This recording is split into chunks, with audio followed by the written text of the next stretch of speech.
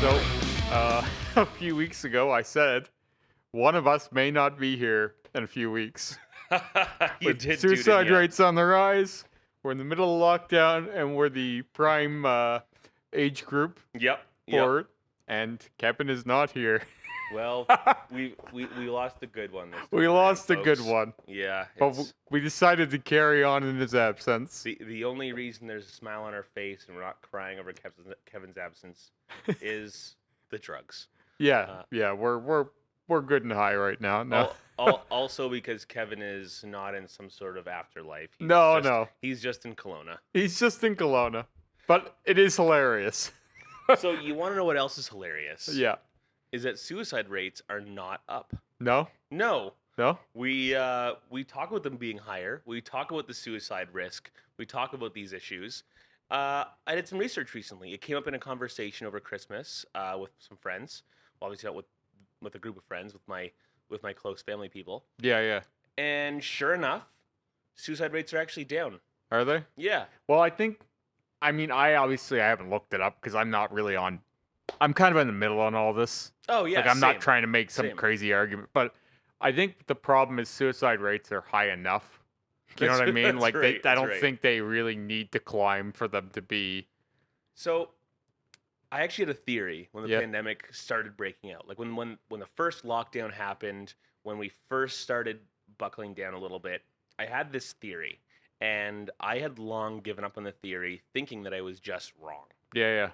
Turns out I might have been barking up the right tree a little bit. So, in developing nations, in poorer countries, the suicide rate is much lower than developing nations. Sure. Suicide is largely a developed nation's rich person thing. Yep. It's Maybe like the rich fall of person's the Rome wrong kind of term, but thing. Yeah, exactly. We're at the end of society. We start Well, tunneling well, inward. it's one of those things where if your survival is not assured, then you have goals. You have a place to be, Mhm. and that place is survival.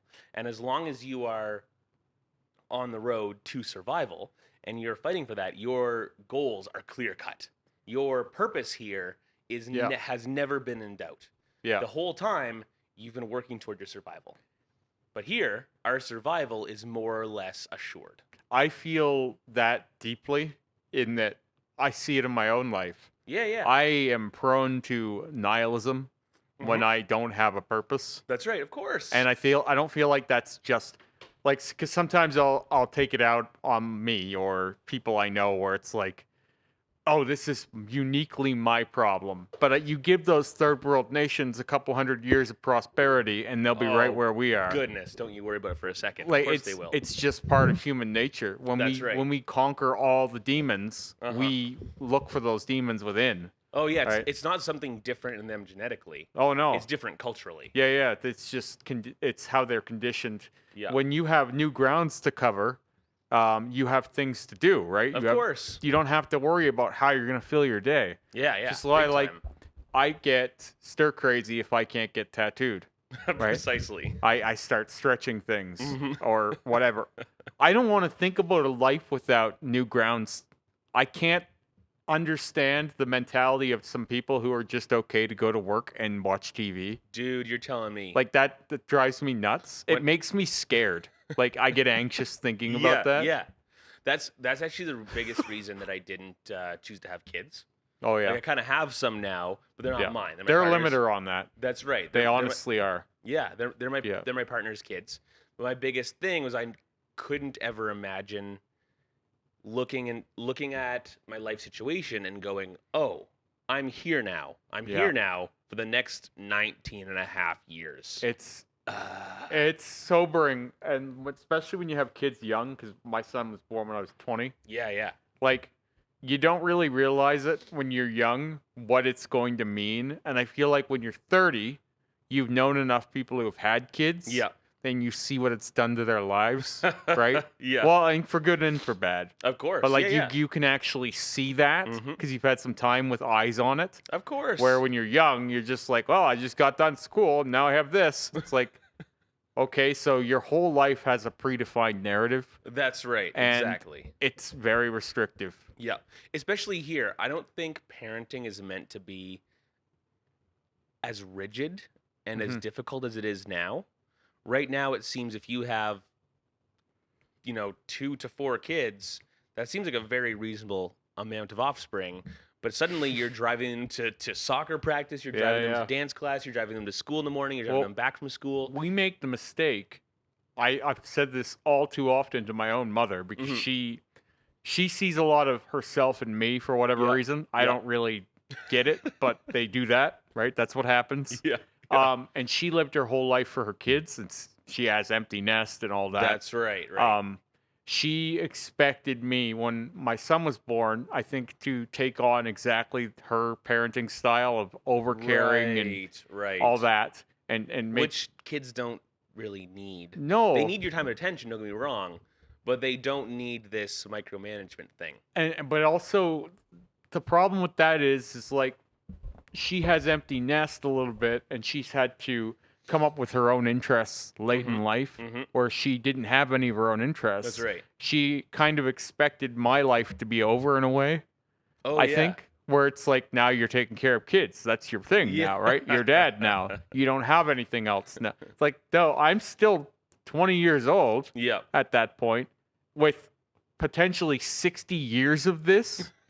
I better have some enjoyment. Better have some other freaking hobbies Yeah, I here. better find out what the hell I want to do with myself because I'm here for a while. That's right. That's right. Right? Your life can't end when you have kids. Not to mention that as an average male of our species Mhm. is more likely to find room for parenting and other activities. Yeah. Homo sapiens, the males of the Homo sapiens species have been helping in child rearing for 100,000 years now. Yeah. Like a long time ago, we started helping out in child rearing, but men have still been out there fighting wars. I'm not saying a derogatory gender, whatever, men. I'm just saying They always have one foot in and outside the house. that's right. Is Yeah. that as much as the males have had a role in child rearing for a long time now within Homo sapiens culture and biology, they've still been out there fighting wars, building the house, doing a bunch of other stuff. So our programming is still a little bit to put the time and effort in, but to also have a few hobbies. Well, I feel like that's part of parenting is showing responsibility. that's the thing. right? I did all the stuff and I was there for you. If all I fought the war. Yeah, I got the yeah. paycheck, If all a kid ever sees is the inside of their house, they didn't learn a whole lot. If you Yeah. have got them out there building the garage, if you got them out there fixing the car, whatever, Yeah. then they're learning something. And I feel like that takes on a different thing depending on where you are in the timeline. Like Yeah, years big ago, time. obviously, you would be fighting wars and stuff. We don't Mhm. have that to do anymore, but you still we have will, to see. don't worry. Well, we will potentially, but you still want to see your dad doing shit. Like you don't want to see your dad laying around in sweatpants, passed out, Yep. drunk or In my lifetime, I firsthand watched my dad build for himself, not even for other people. Watched my dad build 2 houses for us, 2 Yeah. garages, variety of sheds, buy a couple different little pieces of property. I've seen him do a lot of like dude shit, right? Mhm. And that's always been my perspective on life is these are things that you don't have to do, but they're things that are super within your reach. Yeah, why not do them? Yeah, Why not build that skill set? exactly. And I feel like too many people don't anymore. Yeah. And yeah, that's part of what's happening is yeah, we're getting less and less skills as we go on big because time. Big more time. and more people are just going, yeah, but I'll just watch TV instead. Yeah, yeah. That's much easier. I'll watch this guy do the thing I'd like to do. This is what I've seen with Let's Plays and streaming culture. Nope. Okay, so like people who Like play Twitch stuff. people who play video games. It started out as Let's Plays on YouTube. Okay. And then it got into streaming because that's more interactive. So Mhm. Let's Plays were series that guys would play, like Mhm. old games or Mhm. new games, and they would just upload videos of them playing it. Of them beating Mario in 20 minutes. Sure, or sure, whatever. or anything else you like. Yeah. Literally any game has had this happen, and it was always like, okay, so why don't you just play it yourself instead, right? Right. And that's the argument. But then there's the other side of it is there's sports. You could play those yourself, but you Yeah. watch other people play, right? So we have a voyeuristic nature, just for course. sure. But we can't just be voyeurs. No. We no. have to gotta go and do experience. Well, Yeah. And that's what I find. So I've been doing a lot of the wrong reading lately. Oh no. I just finished Aldous Huxley's Doors of Perception Yeah. and Heaven and Hell, and now I'm reading The Worm at the Core Mm-hmm. by Sheldon Chandro or something. He was one of the guys that Lex Freeman had on. And these are some like interesting books to Weighty. yeah, they're heavy enough Yeah. to redefine who you are and for you to like really peel back the veil Yeah. and have a peek at the inside and look at what makes you tick. Have you ever And read a page of something and go, I'm gonna have to read this 10 times? I did that yesterday. So the Worm at the Core, I'm reading an audiobook. Yeah, I've done that. There was one piece I went back to about 6 times. Yeah, because it's hard to digest. It's Well, like your brain is expanding to I was take it also in. pretty stoned on some wild sativa. So I had to like go back a few times to make it stick. Yeah. But I thought it summed up the gist of the book really well. It was something along the lines of what a joy it is to exist and Yeah. at the same time know it. Sure. You know, speaking of the classic human conundrum, where not only are we here existing, but we are uniquely aware, unlike other creatures, unlike a tree, unlike a plant, unlike we a have bird, sight of it. we're aware that we're alive right now. But the caveat, the distinct terror that we get from this is knowing that we will also cease to exist. I don't know that it's terror. I actually just wrote about, because I write captions all the Yep. time. I just jotted one out the other day and I'm like, look, if you know you're going to die, it's a guarantee. It's not Yep. like you're going to escape it. So So many people put so much attention towards preventing their death. So I don't want to get into what terror means in this book, but how do I express this? Because I'm not using the word terror as Terror, in I'm existential afraid. dread. Because I'm a psychedelics guy. I've come to accept my own death in a lot of different ways. You know, between growing up fundamentalist Christian. The to- fear is anxiety. And, That's right. So yeah. I've pushed the fear away, but there is still a natural tendency Yeah. toward terror. Whereas an animal, someone in the animal kingdom, besides ourselves, experiences terror when under immediate physical threat. Right.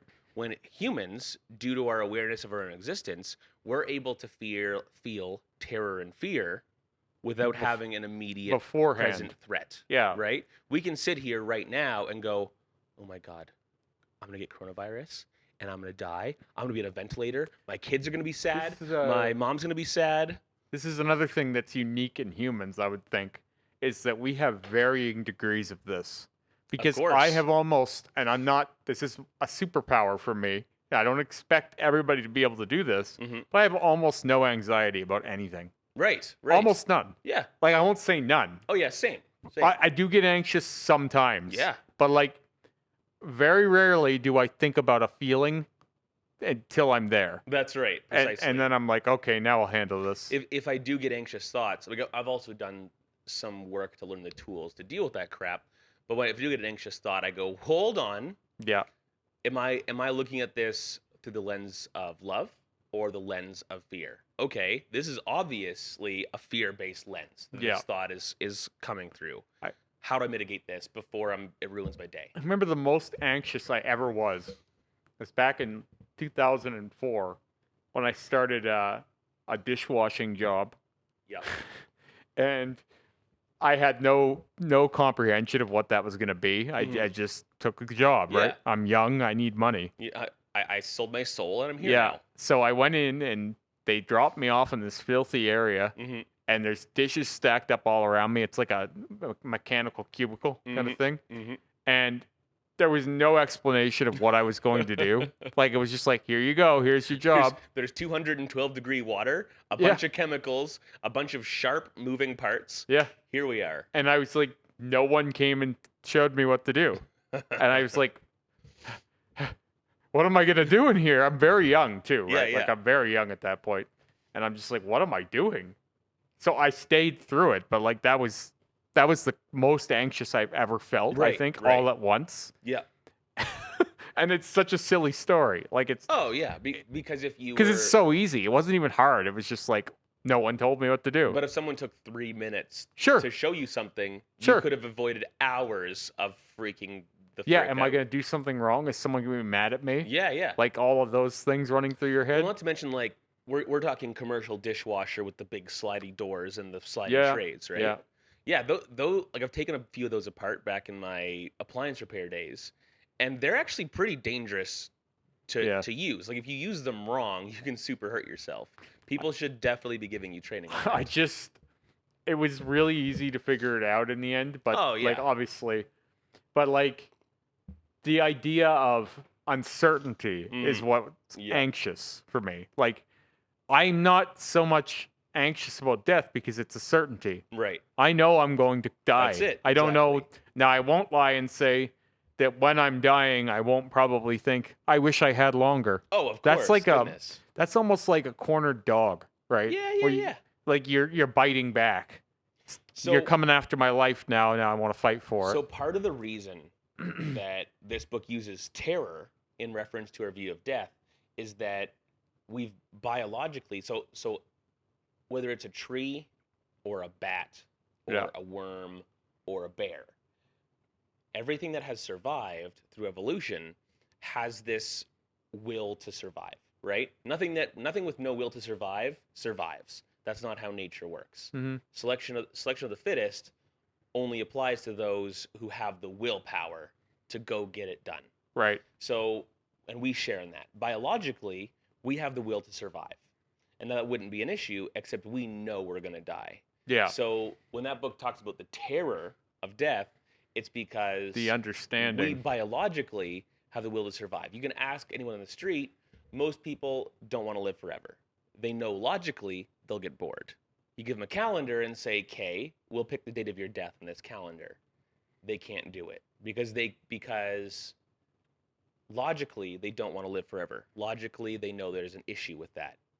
Emotionally, or not emotionally, biologically, Hmm. chemically in their mind, survival is still a prime evolutionary instinct, Yeah. and they can't choose a time to stop surviving. It's like when I said when my father took his own life, I Mm-hmm. bet you in those last few seconds he regrets it.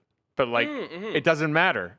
That's Like right. you can't take what you feel at the very end as Yeah. anything to Yeah. go on, in my That's right. opinion, because that's not your logical thoughts. No. That's your body's defense mechanism. Oh Almost goodness. like Yeah. it's like you see a train coming down the tracks. Even if you die, or even if you want to die, leading up to that moment, you're probably gonna try and jump out of the way. Well, fight or flight, the Yeah. amygdala response is there to prevent you from letting that You happen. almost have to be hollowed out That's right.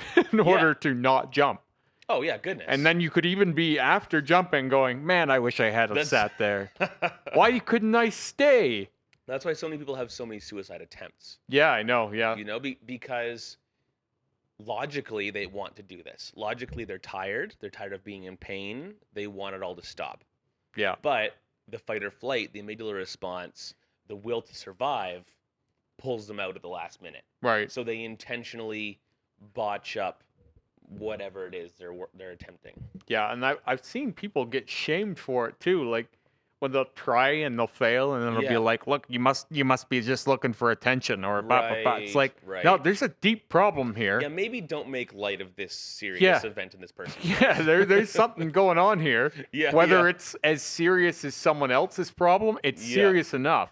Yeah. It's like we do this thing where it's like there's an elitism to depression sometimes, That's where it's right. like, oh, you weren't really depressed. Let me tell you about when I was depressed. You were never as depressed as I was back Yeah, in yeah, it's like- 1984. Yeah, I get that we all have different experiences that make us hurt, but you can't take out each person's individual experience, right. right? So like it might take one person more to get to that point than another. Mhm. But that doesn't mean that that person that got there easier isn't feeling an overwhelming Yeah. sadness. Even if you're cutting yourself to get attention, even if that is It's the goal still- here, that's still a great reason to get into counseling. That's Yeah, still a it's great still- reason for 'cause your there's- friends to give you an extra hug today. Even if it's not that you're overly sad, Mhm. maybe you just really need the attention and you're doing it the wrong way, Yeah. right? Like there's something wrong there. Oh, of For course sure. there is. It's destructive behavior for one reason or another. It's still time to course correct.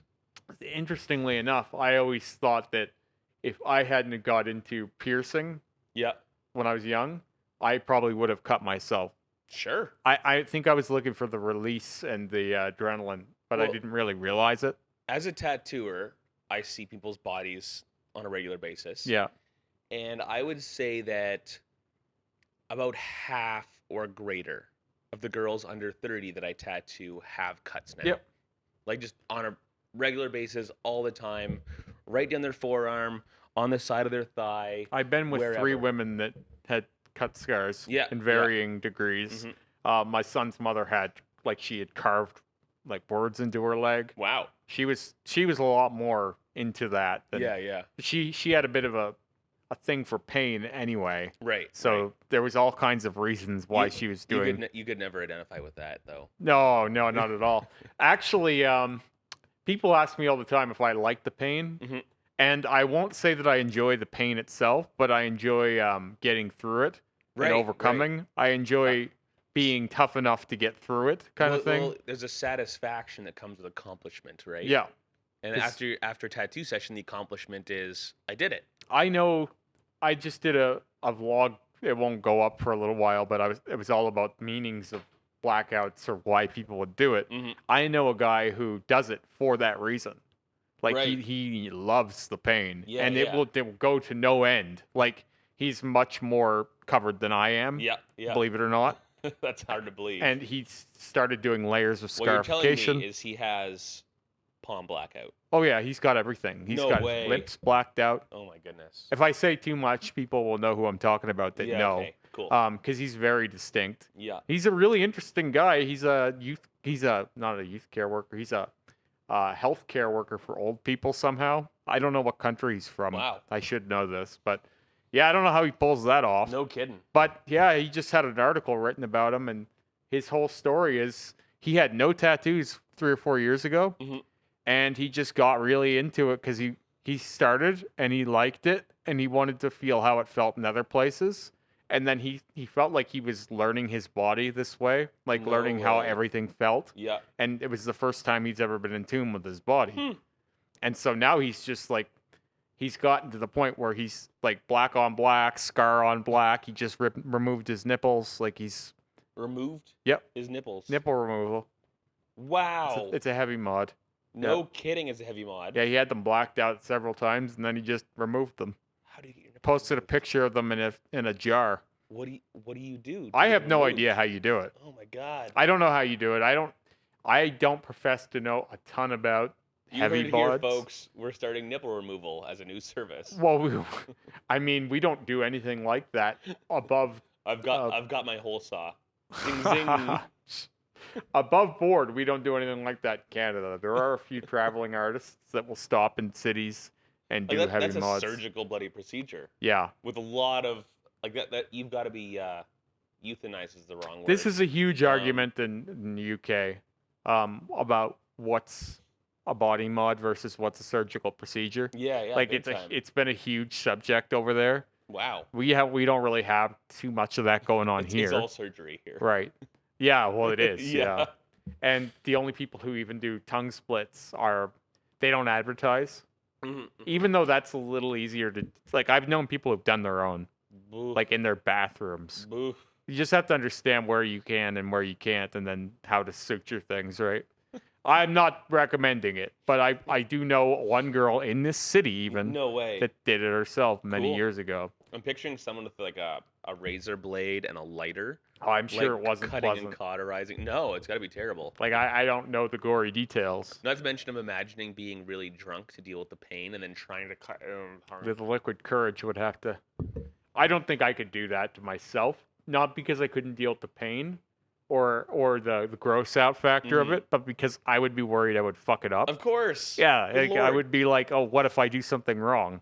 Not to mention, your tongue is a super important organ. Yeah. Like to your entire life. Well, when To you get it eating- done, even well by someone who knows how Yeah. to do it and it's done 1,000 times, it's a week you're not allowed to talk. Oh man. Like now, imagine going a week without talking. That's not as easy as you think. I mean, these days you take a week off work, you hide in your house. Yeah, Everyone thinks you're just you isolated. just talk on your phone. You go, I have a cough. Yeah. I had just say you had coronavirus or something. And Yeah, I got the old COVID. yeah, it would be a good way to do it. Like, Yeah. if you had no scruples at all, Like, you just, like, you want to get something serious done, and you're like, I need an excuse that no one can call me on, and then fuck off for a week or two. Yeah, yeah. And- Got that Rona. yeah, and everybody thinks you're a hero too, right? Like, oh, you did the right thing. Meanwhile, you got your fucking tongue split. Yeah, no, I know a few places that do tongue splits in Calgary, for example, Mhm. and they don't advertise. You just have to know because they're So- not legally allowed to Right. do that. Right. So they can get in trouble for that, can't Yeah. they?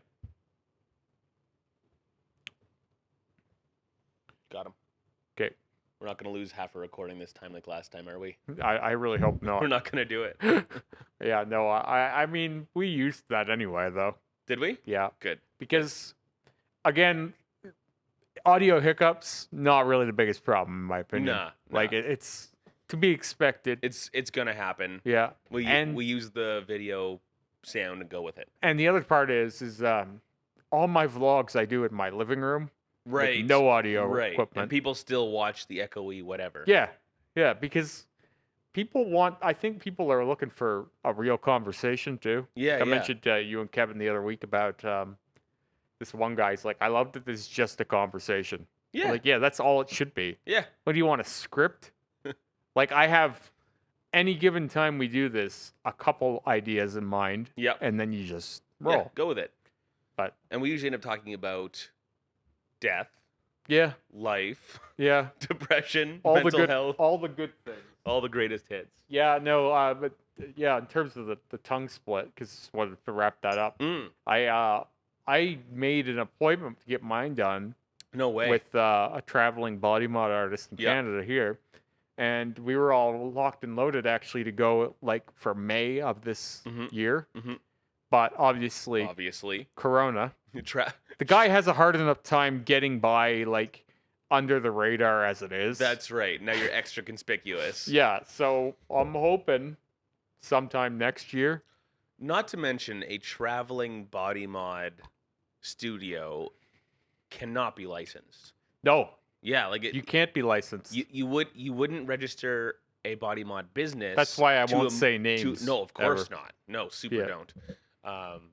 Yeah, you can't register a business license to that because then they'll know that that you're operating a business and you have not had it inspected because you can't get a mobile unit inspected. Even though I know for a fact that the guy is as clean and as Oh, professional as they For get. sure. Oh, I mean, I'm not assuming that anyone would think I didn't mean that, but you just you can't. There's a good reason you can't get a mobile unit inspected. Yep, Is because then any sketch can get their mobile unit inspected. yep. And now, how does that inspector ever find them for a surprise drop-in visit? You can't. If someone ever reports a sketchy situation, where is the accountability? The industry basically doesn't exist, Yeah, and if it does exist, it's in trouble.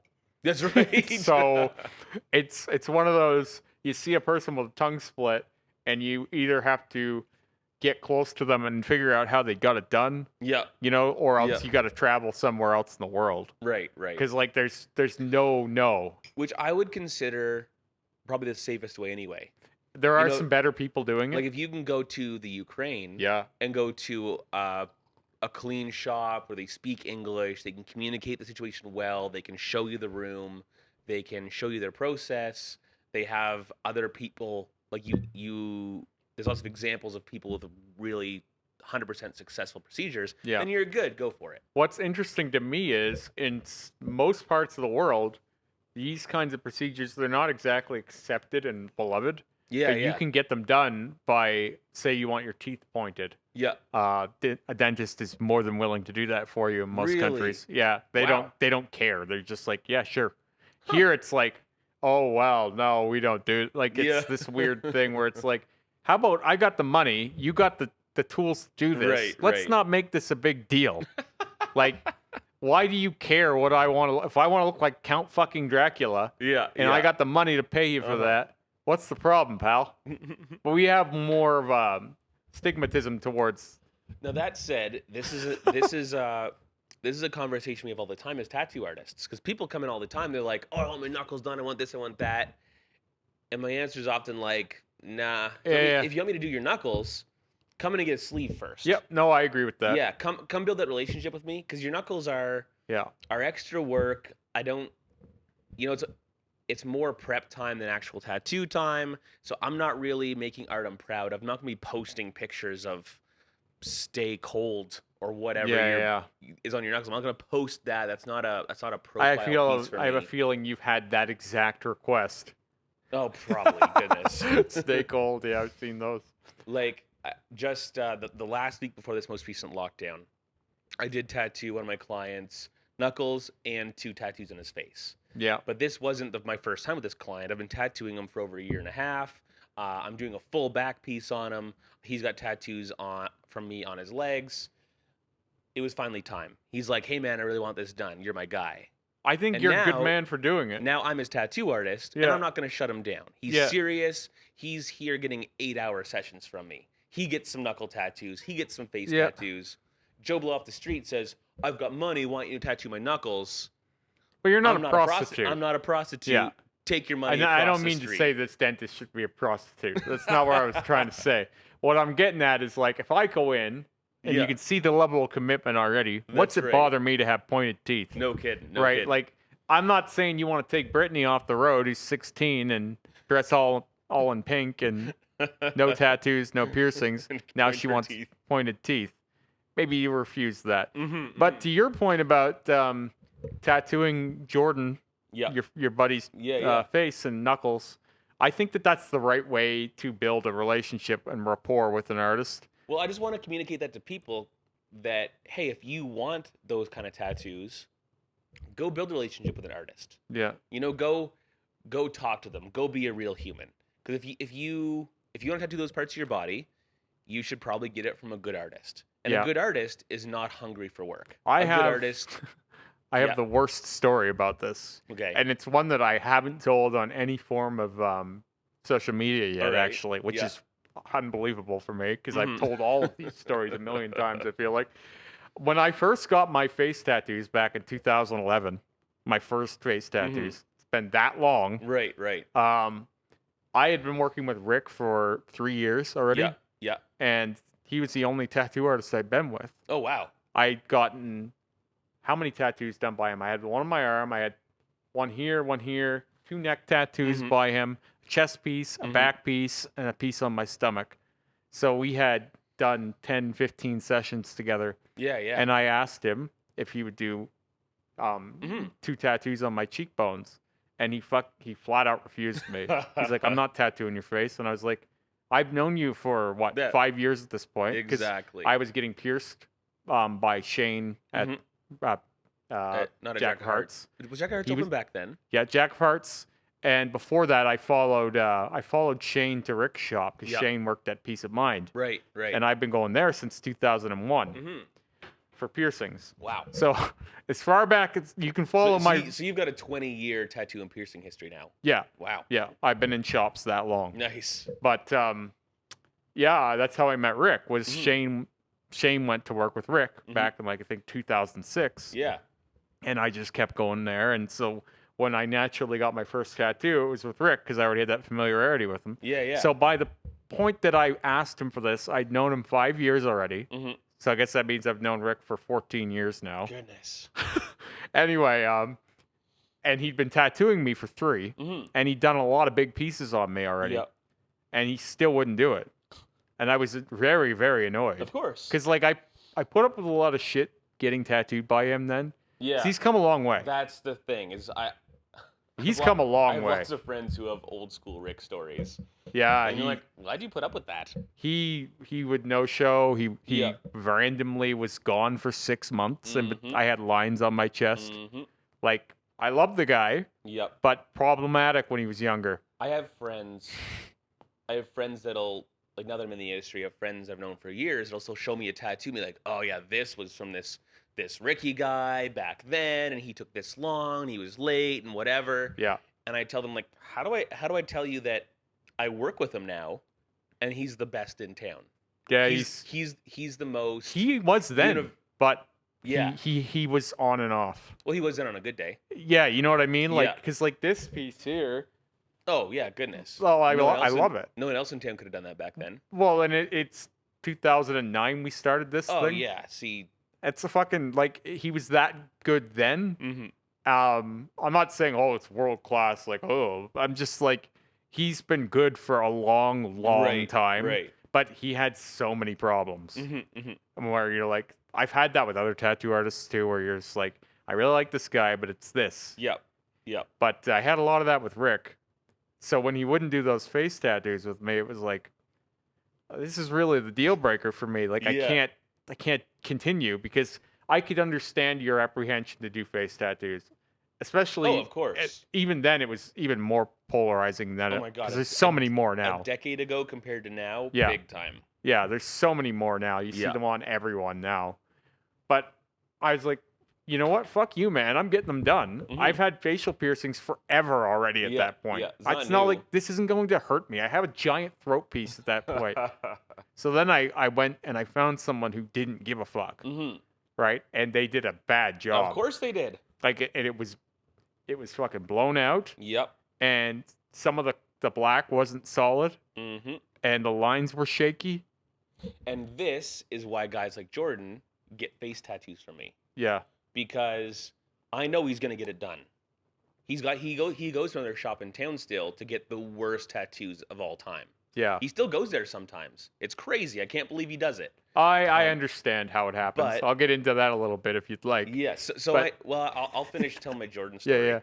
Because I know for a fact that if I don't give him these face tattoos, sooner or later he's gonna go get them done horrifically. Mhm. And so he's put in the time with me.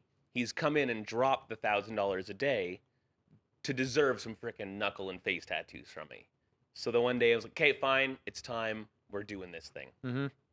Yeah, no, I think that's good that you did that. Yeah. Because you're right, he would get them done. And if he someone deserves wants it. a face He's tattoo, wanted them for so long. yeah, if He someone deserves wants to a have them face done right. tattoo, Yeah. you got to understand that they're not just gonna listen to you tell them no and then go, Oh, okay, God. that means I won't get them. People who want face tattoos are not the kind of people who listen to, no, it's just not a good idea. Not generally. Not generally. I mean, you might get more of that these days. I guess I Maybe. shouldn't speak from my vantage point. oh yeah, don't get me wrong. When an 18-year-old walks in looking Yeah. for a face tattoo, It's not the same thing. you don't want that. If you have a 30-year-old guy Mm-hmm. who's got some tattoos already Yeah. and knows what that's done, Mm-hmm. and he wants face tattoos still, if you tell him no, that means no from you. It doesn't mean no at all. That's right. It means he's going to find someone else. Precisely. So, yeah, no, my opinion on it was like, I'm going to find someone who will. Mm-hmm. And then I did. And yeah, the guy wasn't in business long. Or rather, he wasn't in this city long. He Right. was kind of a cockroach that moved around Yeah, areas. yeah. I'm sure you know what I mean. Oh yeah. I mean, Um, we have a few cockroaches in this town who Yeah. don't move for some reason. yeah, we got a few They that just stay here. Do you remember were you here for the old rat factory? No. There was this shop. It was like a house shop, Yeah. and it was on the street next to the Petrocan downtown, and it was painted building. It's a white Really? building painted Oh wow. graffiti, and it was called the Rat Factory. Oh good. And, yeah, that was here when I moved here. Oof. Anyway, they did some bad stuff, but I bet they did. I don't know what happened to that. But anyway, the guy that I got my face tattoos done by, almost as soon as I got them done, his shop went under. Just packed up and walked away. But like 2 weeks after I got them done, there was already so much dropout and blowouts and stuff. Well, it just takes one good scab for the center to come out. Like I can see from here that the center's scab came out. Well, I'll didn't get they? into what happened. Yeah. Because like my face tattoos here are complicated. Right. They've gone through some changes. I assumed as much. So they were stars. They were little black stars. Yeah. That pointed to the left. Like they got more narrow to the right, Mhm, kind of thing. mhm. They were like my own designed star. Okay. I had them on all kinds of pieces on my body for some reason. It was like a loose Sure. body theme Yeah, for yeah. my first suit. Because I've always had a deep sense of if I have this kind of star, I need to have that star somewhere else for some reason. Oh sure. Because it ties cohesion. everything in, Yeah, right? yeah. Anyway, he did a bad job of them. I had to track him down on Facebook Mhm. because his shop wasn't there anymore.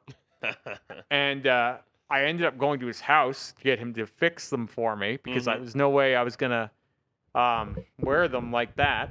So he did touch them up, but it was like really, really shady. Like it was shady as it gets going to do that. And yeah, they still weren't perfect after he touched them up. And that was the only time I've ever been tattooed at someone's house. Yeah. It Oof. didn't feel good. Don't do that. His his lady, Mhm. I think, was like hanging out in the background, bitching at him for not. just smoking cigarettes. Yeah, over she was. She was in a fucking nightgown, There you like, go. See that classic. smoking in the other room, and like, you didn't do those dishes last night, you know? Hey, Dave, you didn't take the trash out. I'm just like, this is fucking gross. In retrospect, someone who And he's bitching back at her while someone who can't manage their business and it goes under and can't do their trade well, it's likely their house and their home life is also in complete disarray. Yeah, it was bad. Yeah. And I definitely never ever spoke with this guy ever again. He did stay in town, and he even had another go in this city. Oh, wow. After that, I Do don't not know. recommend. I don't know what happened with it. There was him and a few other less than desirable individuals opened Yeah. up another little hovel, and they did some work in there for What a was little it while. called? Remember? I don't remember the name, but I think Dang. one of the guys is still in the city. Oh. Anyway, yeah, not good stuff.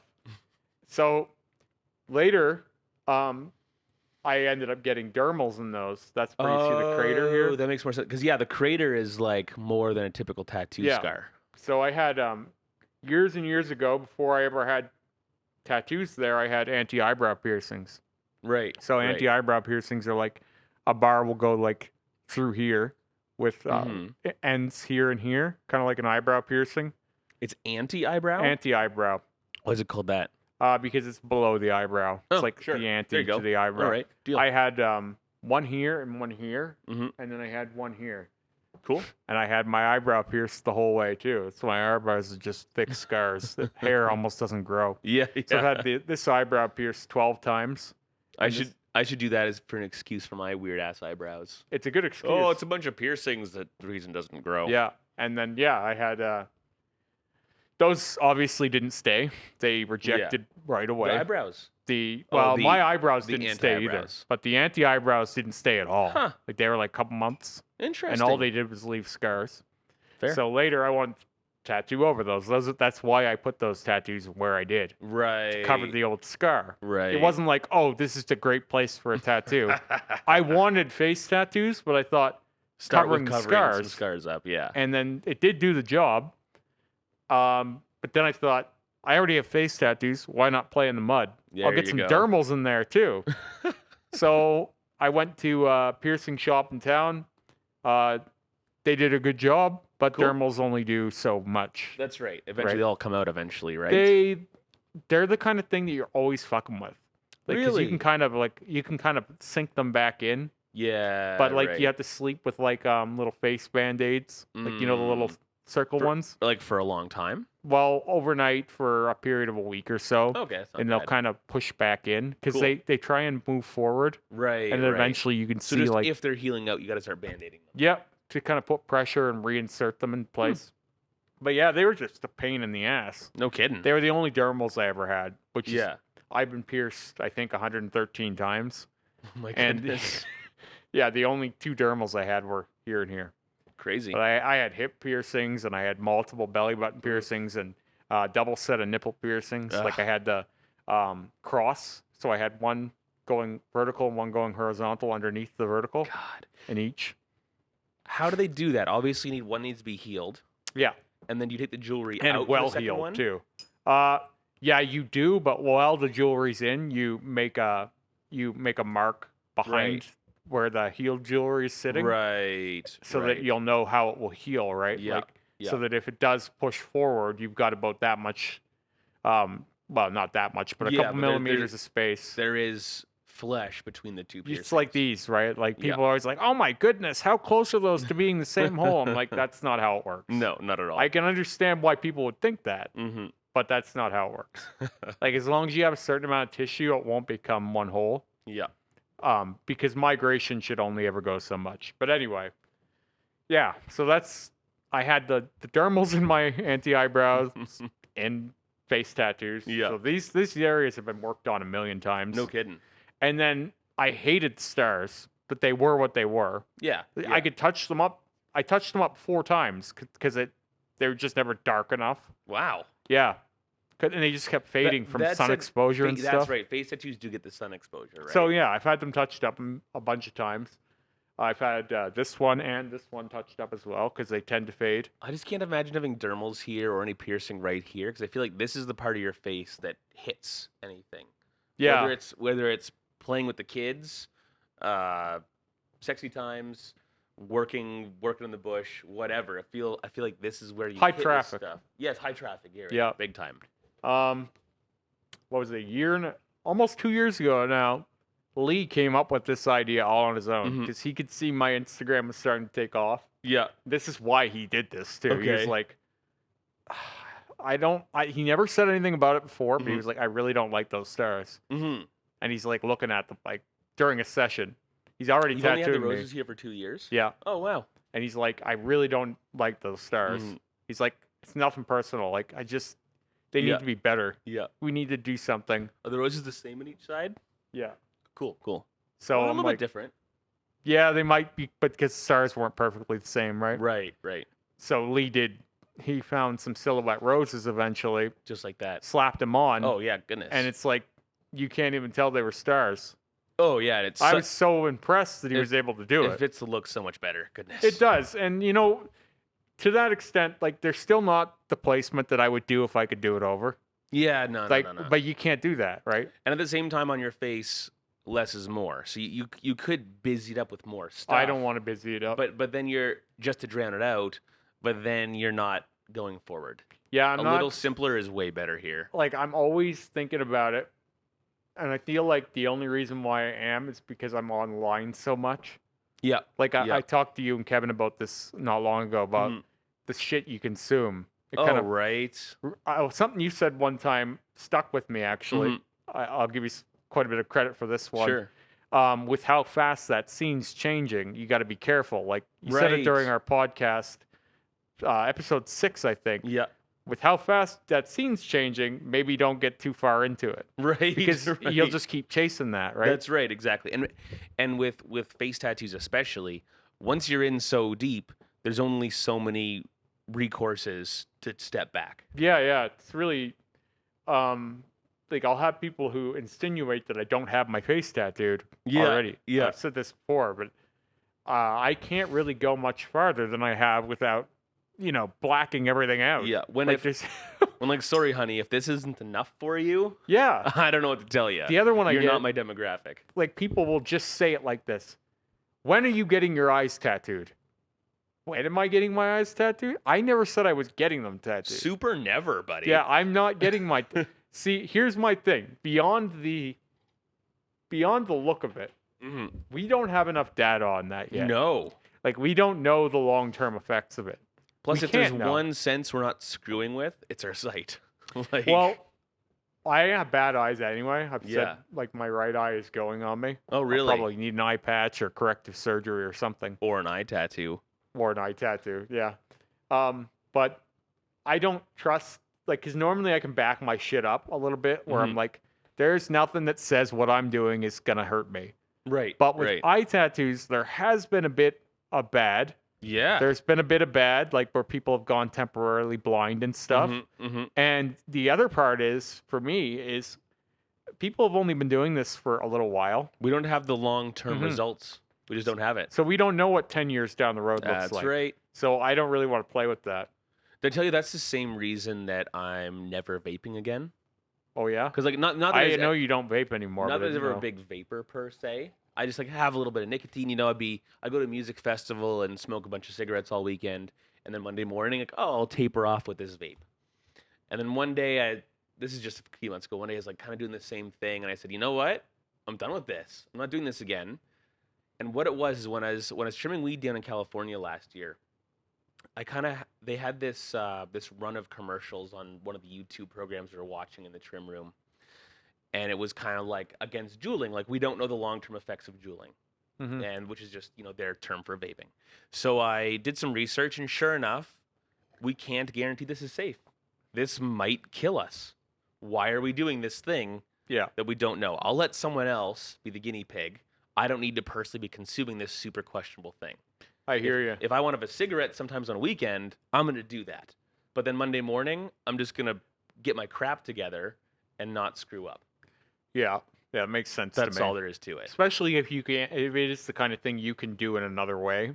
Oh, good. You know what I If mean? it's the Like, kind of thing that's already super unnecessary, yeah.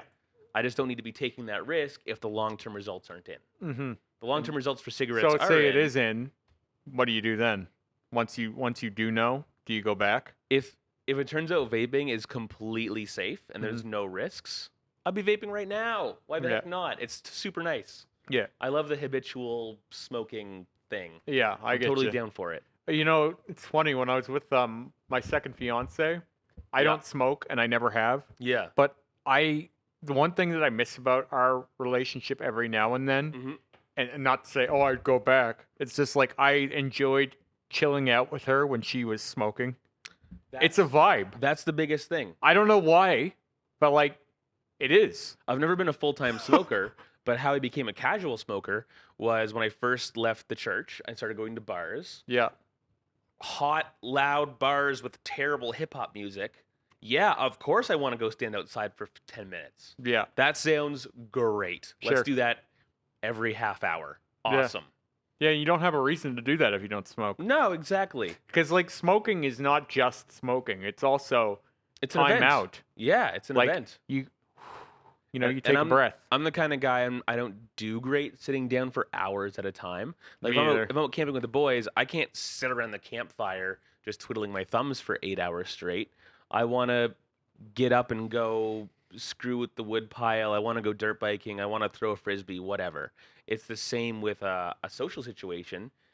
If we're at a dinner party, smoking weed with friends, whatever, I want to go outside and stand on the porch and have a cigarette and look at the stars or whatever.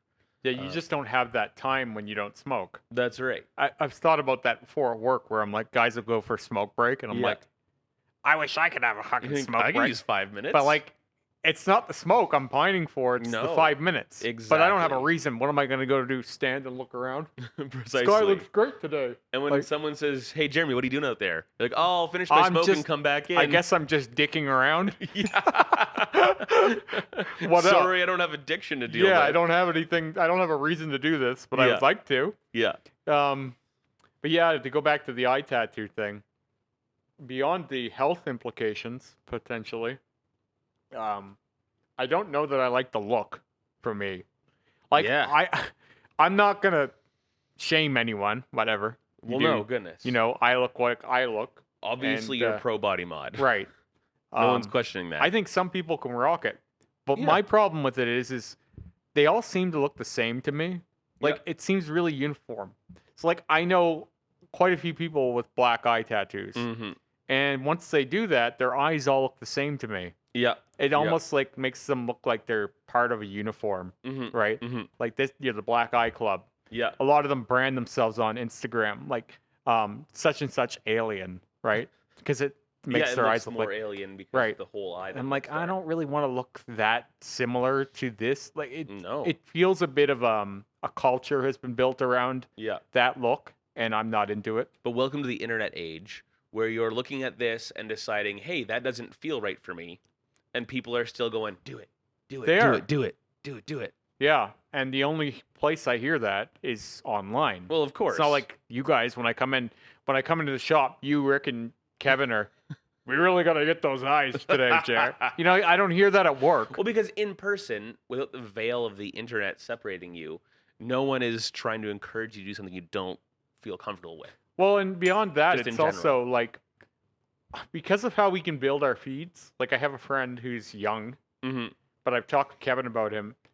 You check back with this guy in 10 years, he's going to be way farther than me Right. because he has Right. this weird drive Mm-hmm. to feel all of these things and experiment with body mods. He just got one of his eyes blacked out.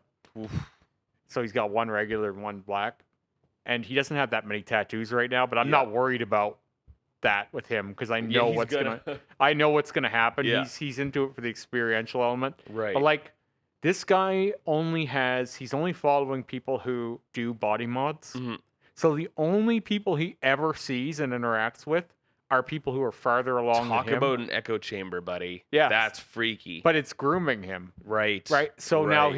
his whole life is, or at least his online view of the world is, everyone looks like this. So like now you're going out into the world daily and you're thinking that this is normal. Right, Like, right. normal. Well, right? to him, those are his peers. Yeah. Everyone else he sees in his life, he doesn't consider peers. Right. But you, blackout dude, black eye dude, face tattoo dude, Yep. dermals all over your body dude, those are the people he considers to be his peers. It's dangerous to do that to yourself though, because Yeah. you're not getting a mirror anymore. Well, and you're instead of basing your viewpoints and your feelings on yourself and the people you really see on a daily basis, you're placing your goals and your viewpoints and your intentions and your self-identity with a bunch of people online you may never meet. And also you're still going to have to interact with the world around you. Yeah. You're not going, when you walk out the door, you're not going to meet these guys every Mhm. day. You're going to meet Bob down at the construction site, and Bob doesn't give a fuck about why you're doing Nope. it. It's fun to say, oh well, Bob shouldn't give a fuck about No, my face no. tattoos.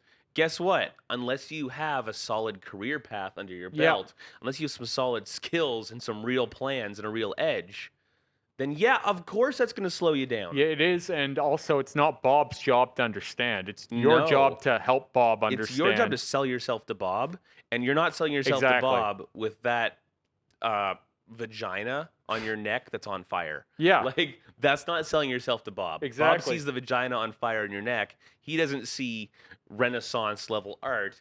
He sees a guy with a vagina on fire on his neck. Yeah, and it is that. And a young guy with no skills. It is that, especially to people who don't care or want Yeah. to know about it. Yeah. Because that's most of, you're not talking to people who are interested in knowing. Yeah. You're talking to people who think it looks stupid and they wonder what the fuck is wrong with you. That's right. Right? You're not talking about people who are like, ooh, tell me about And- why you did that. And that's fine, but Yeah. don't make these decisions before you realize the ramifications of people going, what's your plan here? Mm-hmm. So my thing is, like, I have been a success despite the fact that I'm That's different looking. And That said, this whole time, you've been building a skill. oh yeah, exactly. You've been building one skill, Yeah. and you've been getting good at it. Yeah. And now, no matter what you do, you can fall back on that Yep. one skill. Yeah, I can get, like if I lost my job today, obviously with Corona, Yeah, but like if we weren't in coronavirus world, it would be very easy to get another job in the field I'm in. Yep, Like, big time. easy. But like my whole thing is, don't be your image, because like Good lord. people will meet me and they'll talk to me and they'll be like, "Wow, we didn't have one conversation about that thing." Right. Right? It was all about other shit. Mm-hmm. That's kind of what you have to do when you're the odd man out. You That's have right. to figure out how to blend. Meanwhile, on the flip side of that coin, all I think about is tattoos. I Yeah. think about tattoos Well, yeah. 23 hours a day. I was saying I'm just this like, I'm oddly obsessed. if I ever was, But people look at me, can't bloody tell. I look like a casually tattooed person. right. Well, most of your work is on your legs. That's right. But still, You have some really interesting stuff on your legs sure too. do. Whenever you're wearing shorts, I'm always like, he's got quite a bit going on there. Yeah, there's a lot of It's very- hours in there. and a lot of detail. Yeah. Like, Anyway, not to cut your point off. It's just funny how No. I'm a bit of the inverse of that, where I do literally spend all my time thinking about tattoos. I am a Yet- workaholic myself that way. Yeah, Like every hour of my day, I'm thinking about advancing. of course. If I were to ever become a tattoo artist, for example, I feel like I would be working around the clock on Yeah. it because Yeah. that's how I am with my social media. Yeah. Like anything that I do at all, I do too much Yeah. Like, I do to a point where it's wrecking me. God, now you're talking my language. So that's how I am. Like I obsess over anything I care about. Yeah. So like I'm always like, I'm worried when I take interest in something almost because I'm like, oh Like, man, where is this gonna do go? I have time for this? I have enough going on. Yeah. Shit. But I've always seen there's some tattoo artists in this city Mhm. that I've known for a long time and they don't get better and they don't seem to care. Because they're not obsessed. And I'm like, how the fuck you have a ladder? Yeah. This is one of the few industries where you can decide your worth. What confuses me even more are artists. There's one I'm thinking about especially. There's an artist in this town who puts out world-class work Yeah. in one particular style. And doesn't stick to that style, though. Also does a bunch of other stuff. Yeah. I've got a tattoo by him where I came out with the tattoo. I was just confused. Like, How did this happen? This is not a style. It's not what I asked for. It's not what I planned. Why is it mostly blue and white? I'm so confused. Yeah. But at the same time, you look at his Instagram, it's world class of that style. Yeah, I couldn't believe it at all. No. Just, like, don't get me wrong, it's not a bad tattoo. I think you've even mentioned on the podcast before. Like, it's well executed, but it's not a style. It's not really what he's looking for. Yeah. And this artist has been tattooing for 20 years, and he actually undercut me on price. Back in September, like, the girl even lost her deposit to me. Back in like August or something, someone came in for a consult. They put them in for a couple months later, whatever. Coming up to the date, I noticed there's a cancellation on her now. She just fully canceled. And then, sure enough, I saw on this artist's Instagram that he had done the tattoo. Oh, that's a dick move. And quite poorly. That's a dick move. Yes, I would have charged her twice as much. I also would have spent twice as long on it and made it way nicer. Yeah. And yeah, so I don't know why this artist is trying to work in my style when he's already world class at one particular style. Yeah. So I don't know. People do weird things. It's yeah, especially in small towns like this, I think there's a little more animosity than I would like. Right. Right. Like I told the story about when I got when I was having my front and back work done by two different artists. Yeah. And the one artist was wanting to do both. Yeah, he didn't want the other artist working on me. Oh my goodness. Because of their own backstory. Here in town. Yeah. Oh man, I see it. I almost want to have this conversation off the air so that you can tell me the names. Yeah. Because, like, as much as I hate Lee gossipy was doing crap, my back. I like this stuff. Yeah. And I still have that. Right. To give you an idea. Yeah. But Lee was being super respectful of the other artist's work. Of course. Even though he didn't like it. He didn't say anything like that until way later. Yeah. When he started fucking with him. Because Lee was doing a back piece on me, and he was sticking straight to the back. He wasn't going to the front with it. Yeah. Because he knew that this other artist was working on my front. Well, the other artist wrapped part of that front piece into the back unnecessarily. He lined a piece and didn't even finish it that day. Of course, I didn't know this was going on because I'm just laying there in pain. Oh, I'm getting my ribs lined. That's right. And my sides of my stomach lined. Yeah. It all feels about the same to me. Yeah. I'm just in the pain cave. Enduring. Yeah, absolutely. You're here to survive. Yeah, I'm here to survive. Let's do it. Exactly. So it wasn't. And you were trusting the artist. Yeah. Well, because I've been working with these guys, both of them, for years already.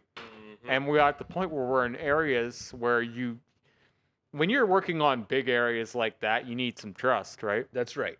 So that and you can look in the mirror, but I mean, it's only going to do so much. Well, yeah, and he's committed. Yeah. He's already drawn the line.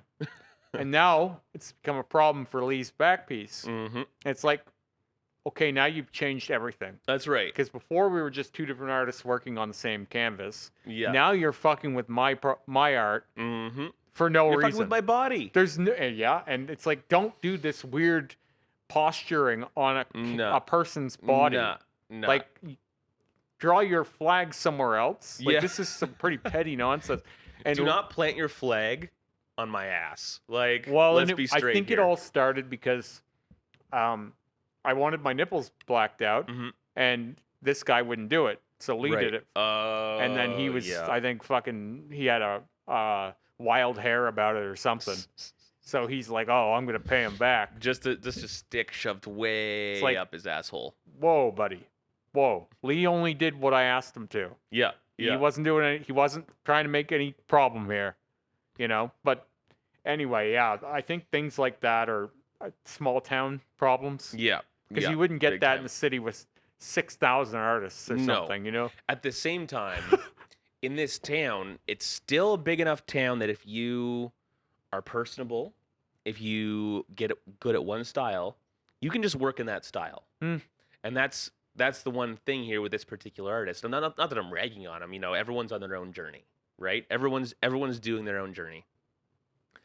This artist could have a solid flow of just that one style Yeah, just and straight stream. and carry on trucking, but instead kind of waffling around, kind of doing this and that.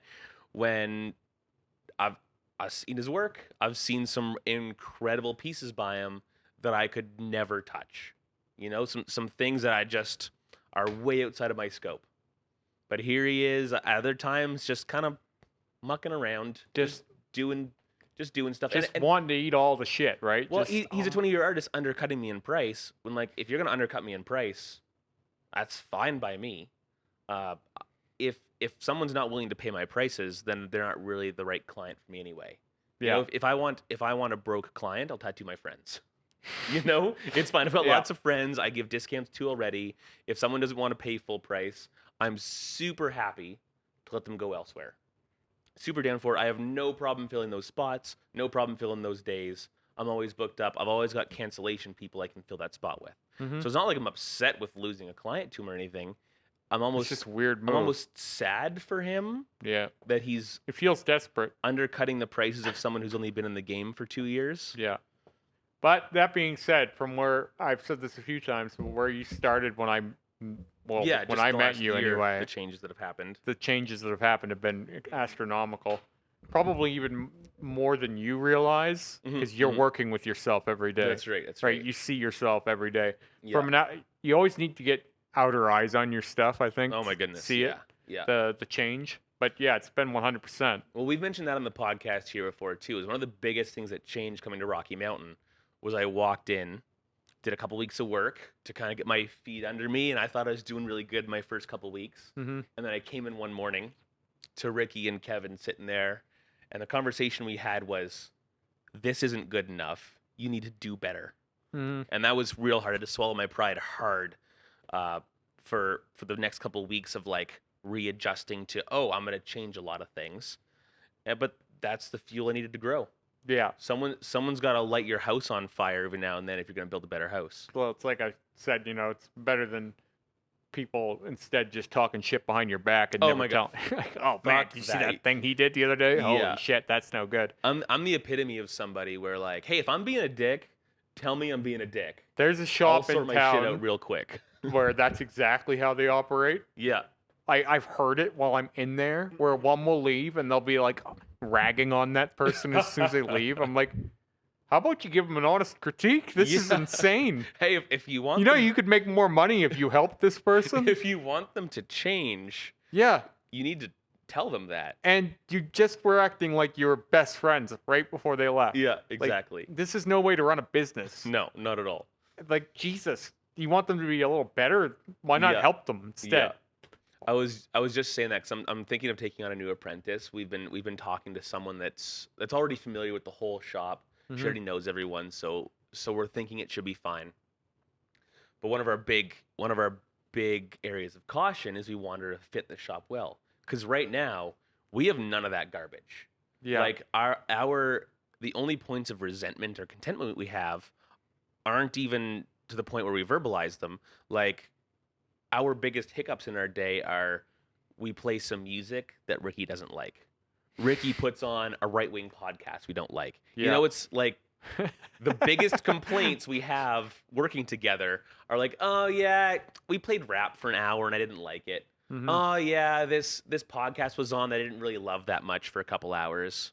Flavor differences. Those are pretty chill Yeah. inconveniences to have in your day. Otherwise, we all treat each other with respect all of the time. We're like literally never disrespectful to each other. Yeah, it's got a really We're- good vibe in here these Yeah, days. we're courteous, but without being aggressive. Yeah. Like, our vibe, we're not loud, we're not talking to each other all day, we're not distracting each other. We're just here doing our work, getting along. If something funny comes on, we talk about it while we're tattooing. But mostly we got our heads down and the focus is, how do I make great art today? Yeah. Yeah, it's got a good vibe. So our biggest thing with the new apprentice is, hey, we want this vibe just like this Mhm. to carry on. Dude, I don't want to change it. Yeah. One of my big things with working with Rick years ago versus now is, though I loved the shop he was in, Yep. I don't think it was good for him.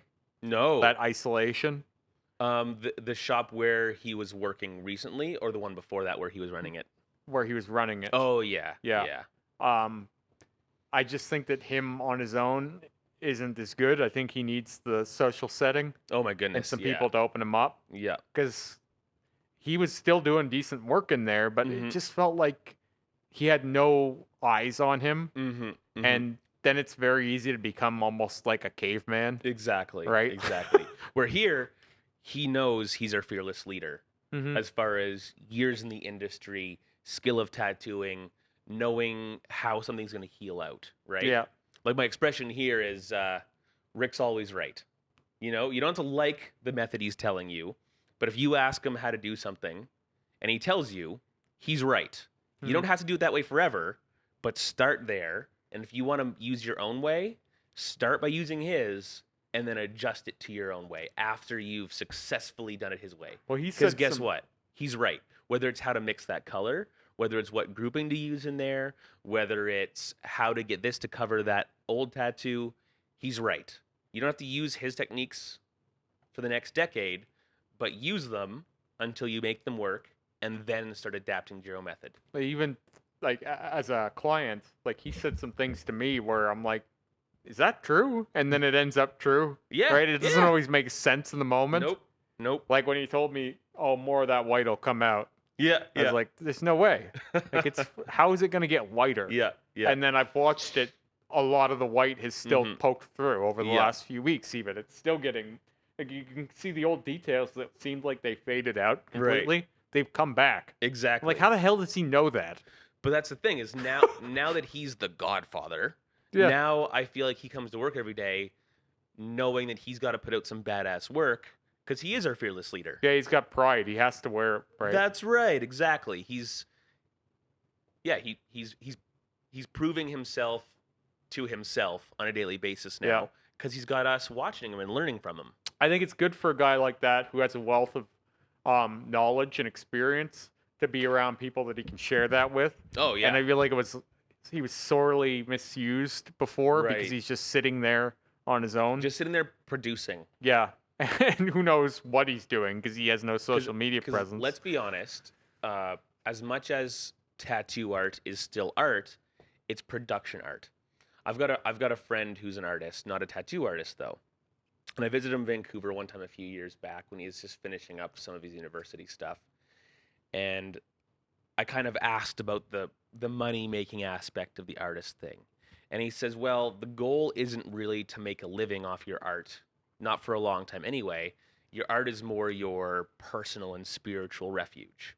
Mm, Because as soon as you're trying to make your money off art, well, now you're in production art. And production art is a completely different environment. yeah. Suddenly, oh yeah, you've got to come to work today, grind it out, make your day's bread off of your work that day.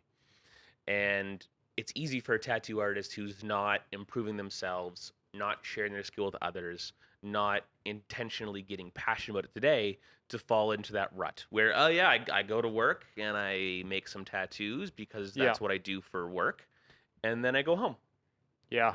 And all of a sudden, the passion, the pleasure that job can give you is gone now. Now you're Yeah. It's just a grind. now it's the same as an office job or a construction job or a street sweeper job or whatever. Yeah, you You're may just- as well be dumping fries at McDonald's. yeah, at you're this coming to point. work, you're doing Yeah. the thing you do, and that's it. You're gonna do it for another decade. Well, art without culture doesn't make sense, right? Right, And how do you have exactly. culture in a room with vacuum. 1-2 people? Yeah. It doesn't happen.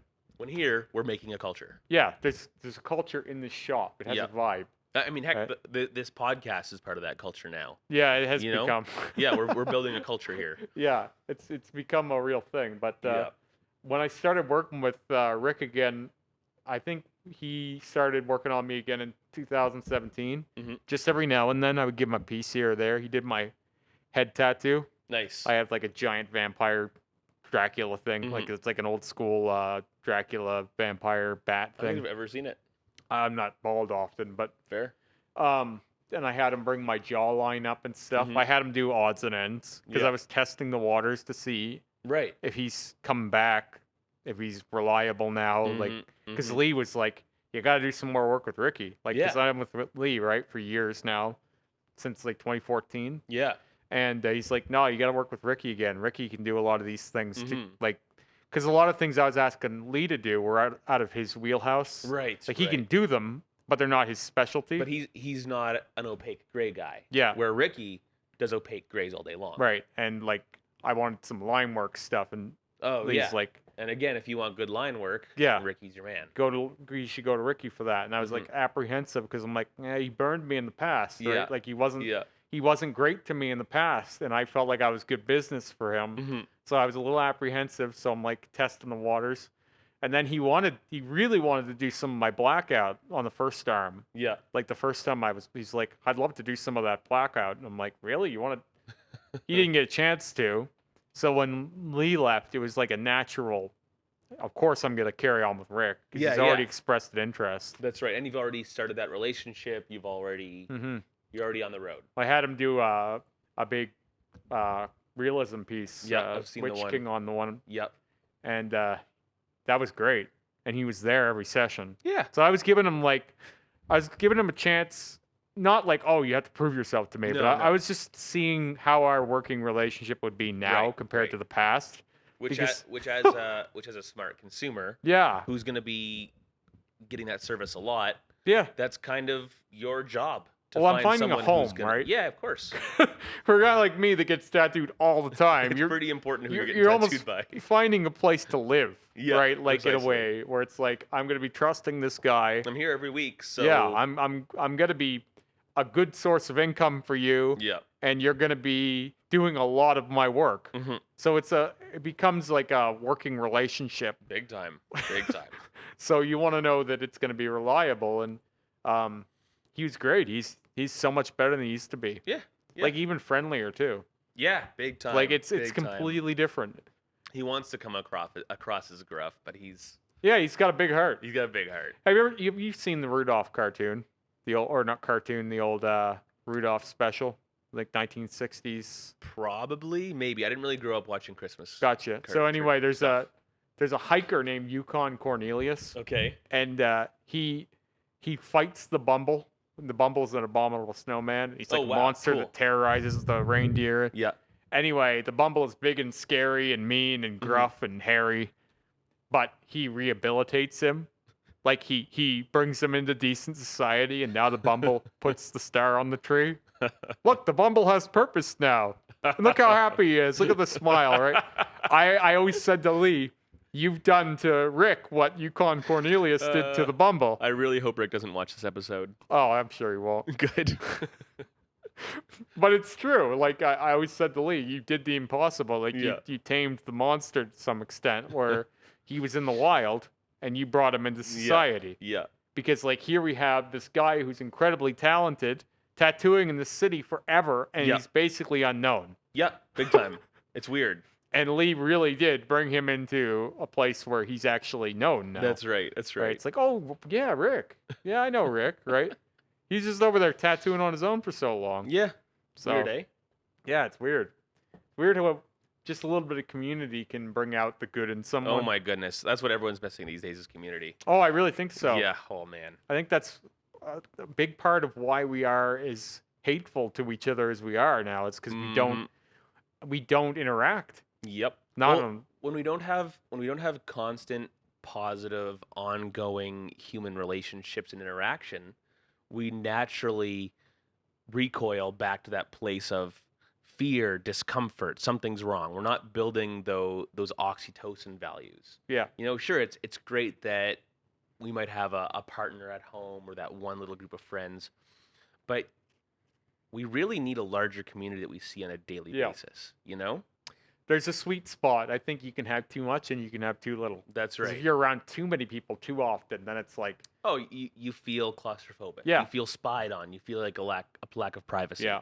But now we definitely have too little, Yeah, goodness. and that's it- very easy to recede. And it shows. Yeah. Well, and that's how people have these echo chambers that are so distinct. Mhm. Like, sure, I tend to gather a group of friends that might be quite liberal, for the area. I gather a group of friends that is very pro hallucinogens, psychedelics. Let's call it Mm-hmm. that. Pro psychedelics and pro marijuana. I gather friends that are very outdoorsy, very pro camping, very pro festival, et cetera, et cetera.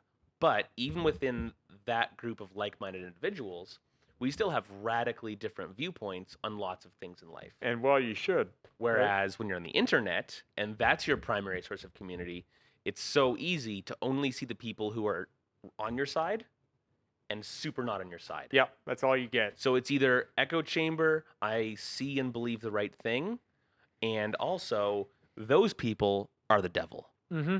And nowhere do these two sides meet. Yeah. This is the biggest challenge I think we face as a society in the next Yeah. 100 years is Yeah.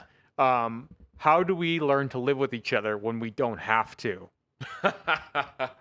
Well posed. Well Because posed. here we are in a time where we're telling people more than ever, stay away from one another.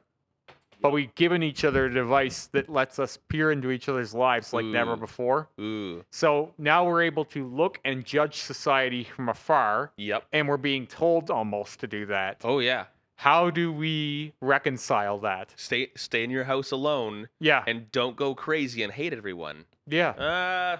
But here's no. a tool to see everyone. Yeah, but here, And we'll even feature the people you don't like Oh, and yeah. all the people you love. well, the algorithm's openly going to feed you things that get you riled up because that's how you come back. Yeah, how do we get through that? Yeah, the algorithm's made to only feed you things that you like and agree with in like a 20% format, Mm-hmm. and things that you super oppose and super disagree with in an 80% format. Whatever drives we that are. engagement. That's right. So how the hell do we find a middle ground in 2020? Mass suicide. Let's all drink the Kool-Aid. Death is our only answer. I mean, we killed ourselves out of fear of a 0.01%, or sorry, 1% chance of dying. So about that suicide rate that isn't climbing, you're What- saying it's about to. I'm saying I've made a plan. We're gonna fix it.